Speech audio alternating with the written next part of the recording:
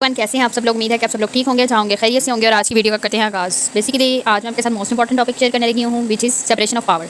तो जब भी हम कोई क्वेश्चन स्टार्ट करते हैं तो सबसे पहले हम उसके अंदर इंट्रोडक्टरी पैराग्राफ मेंशन करते हैं, जिसका बेसिक पर्पस ये होता है कि हम कोर आइडिया या कोर कॉन्सेप्ट को डिस्कस कर लें कि ये जो स्पेसिफिक टॉपिक जो है वो इन स्पेसिफिक पॉइंट्स को डिटरमाइन करेगा, इन स्पेसिफिक पॉइंट्स के रिवॉल्व जो है वो अराउंड करेगा। तो इसके इंट्रोडक्शन में हम लिखेंगे कि जो सेपरेशन ऑफ पावर है वो एक कॉन्स्टिट्यूशनल प्रिंसिपल है, जिसके थ्रू हम इंश्योर करते हैं कि जो इंस्टीट्यूशन है ना, स्टेट्स के 3 इंस्टीट्यूशन होते हैं, लेजिस्लेटिव, एग्जीक्यूटिव एंड जुडिशरी। वो कहता है कि इनकी पावर्स या इनके फंक्शन के लिहाज से हम कहते हैं कि ये जो सिंगल बॉडी है ना, ये ऑल इन हिज पावर नहीं है, यानी कि पावर जो है वो कंसंट्रेटेड नहीं है इन एनी वन बॉडी।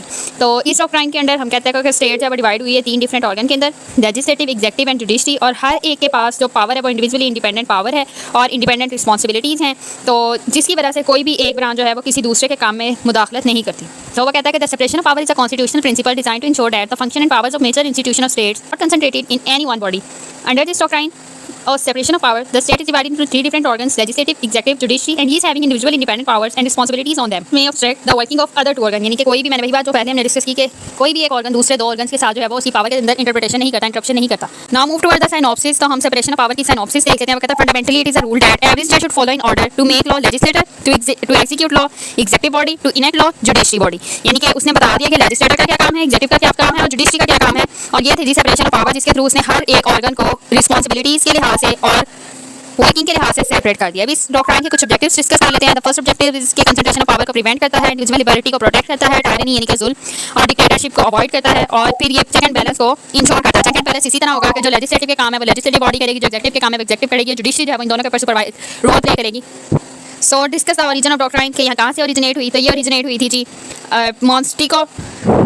मॉन्स्टिको के आइडिया से। तो जो कहाँ पर से स्टार्ट हुआ था, ये मॉन्स्टिको कौन से फ्रेंच फिलोसफर थे और इनका एक फेमस वर्क था जिसको कहते थे द स्पिरिट ऑफ लॉ 1748। यहाँ से इस डॉक्ट्राइन का ओरिजिन हुआ था। तो वो कहता था doctrine was systematically propounded by the French philosopher Montesquieu in his famous work the spirit of law 1748। ठीक है, now move toward the separation of power in US. तो सबसे पहले वो कहता है कि under the codified oldest and longest standing written constitution, separation of power in US is a constitutional division of governmental responsibilities into 3 distinct branches.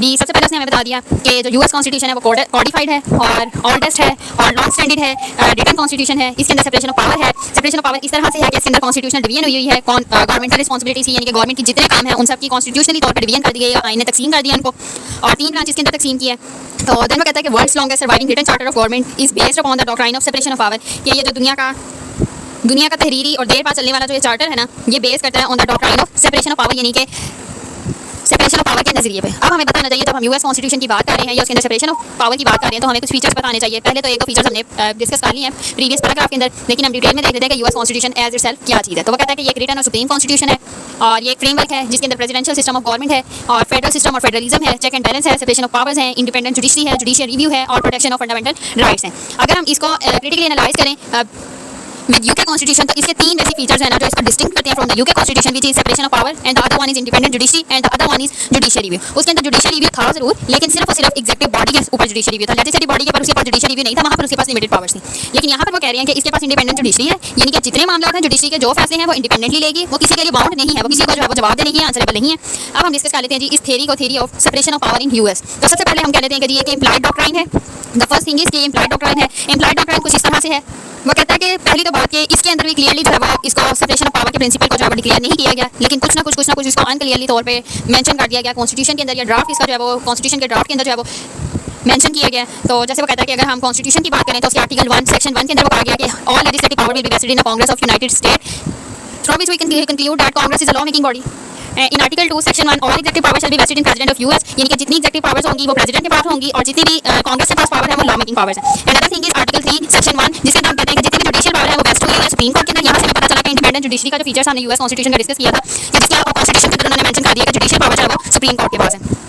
This is the separation of power under the constitution, जिसके अंदर हमने article 1, article 2 और article 3 के through देख लिया कि separation of power किस तरह से है, यानी कि पावर किस तरह से जो है वो डिवाइड हुई है, गवर्नमेंटल रिस्पांसिबिलिटीज किस तरह से ड्राफ्ट कर दी गई है कॉन्स्टिट्यूशन के अंदर। अब हम देख लेते हैं कि जी प्रैक्टिस के अंदर सेपरेशन ऑफ पावर किस तरह से है, यानी कि in practice separation of power क्या है यूएस कॉन्स्टिट्यूशन के अंदर। तो कहता है US a serious attempt was made to apply the theory in practice. ये कोशिश ये की जा रही है कि इस थ्योरी को जो है वो प्रैक्टिकली तौर पर जो अप्लाई किया जाए, लेकिन एग्जीक्यूटिव जो है वो कहता है एग्जीक्यूटिव बॉडी आ जाती है जी प्रेसिडेंट एग्जीक्यूटिव बॉडी है, लेकिन वो किसी भी लेजिस्लेशन को इनिशिएट नहीं कर सकता, किसी जुडिशियल डिसीजन को नहीं कर सकता बना सकता, किसी लॉ को नहीं बना सकता। ये तो जी प्रैक्टिस के अंदर एग्जीक्यूटिव बॉडी की पावर्स आ गई, यानी कि वो लॉ मेकिंग बॉडी के अंदर फॉल नहीं कर रहा। लॉ इनेक्टिंग बॉडी जरूर है, ना लॉ मेकिंग बॉडी है एंड ना लॉ आप चलते हैं जी लेजिस्लेटर की तरफ। तो कहता है कि वो एग्जीक्यूटिव के डिसीजन नहीं ले सकता, वो जुडिशियल डिसीजन नहीं ले सकता, बस उसके पास जो पावर है वो है जी कि वो लॉ मेकिंग करेगा, यानी कि लॉ बनाएगा।